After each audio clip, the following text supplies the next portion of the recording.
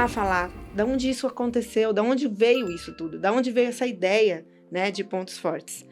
Na verdade, o grande idealizador disso é um psicólogo chamado Donald Clifton, e ele era professor e pesquisador na Universidade de Nebraska, nos Estados Unidos. E ele tinha um feeling de perceber que as pessoas parecia que tinham um padrão de comportamento, um padrão de pensamento, um padrão de sentimento. Começou a direcionar para tentar entender por que esses comportamentos eram repetitivos em algumas pessoas e outras pessoas eram tão diferentes. E esse estudo foi o que fez ele levantar uma grande hipótese. O estudo era o seguinte: eles colocaram vários alunos e a pesquisa era sobre leitura, né? O quanto a pessoa conseguia ler com uma velocidade mais lenta ou mais devagar, dependendo da pessoa. Então eles começaram a fazer e as pessoas pegaram um texto e fizeram as pessoas lerem.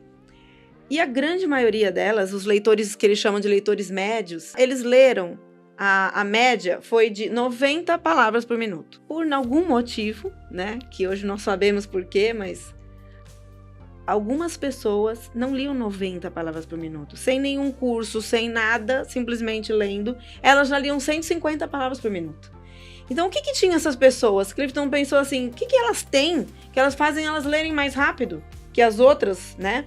E então, eles aplicaram um curso de leitura dinâmica para todas as pessoas da pesquisa. O resultado foi muito, muito gritante, porque as pessoas que já liam 90 palavras por minuto passaram a ler 350 palavras por minuto, que é um ganho muito bom, né? Ou seja, uma melhora de 66% da velocidade de leitura. Porém, aquelas pessoas que sem nada, sem nenhum investimento, sem nenhum curso, já liam 150 palavras por minuto, foi impressionante, porque o resultado foi que elas passaram a ler 2.900 palavras por minuto, né? Isso aí é quase 8 vezes mais do que os leitores médios. Será que o sucesso vem através de um talento que já é seu, que já vem com você de fábrica, né?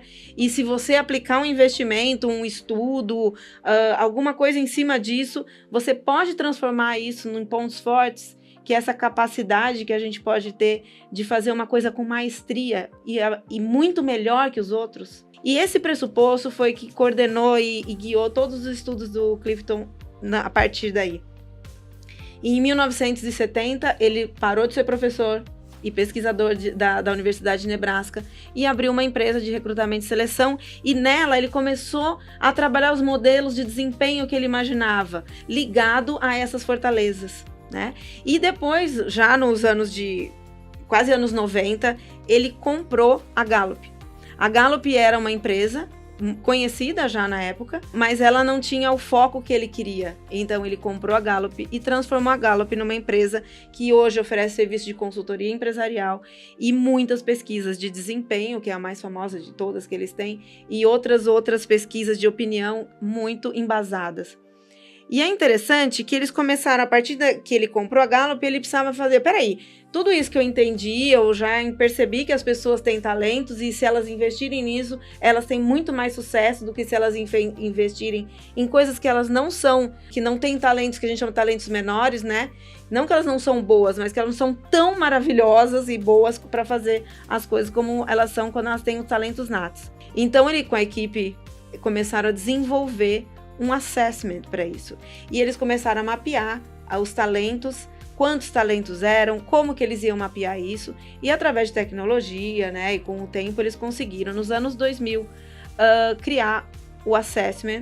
Obviamente que essa ferramenta foi refinada durante nos anos 2000 até hoje, né, e há pouco tempo está no Brasil e felizmente encantando todos nós, e a nossa ideia é justamente impactar todas as pessoas para que elas possam desenvolver e descobrir que a fortaleza delas é tudo que eles têm para ter sucesso. Porém, o sucesso realmente, e o Clifton estudou muito pessoas de sucesso e descobriu que a maioria delas partem sempre de um talento dominante, que a gente chama. Ou seja, um talento nato que já é dele, que já nasceu com a pessoa.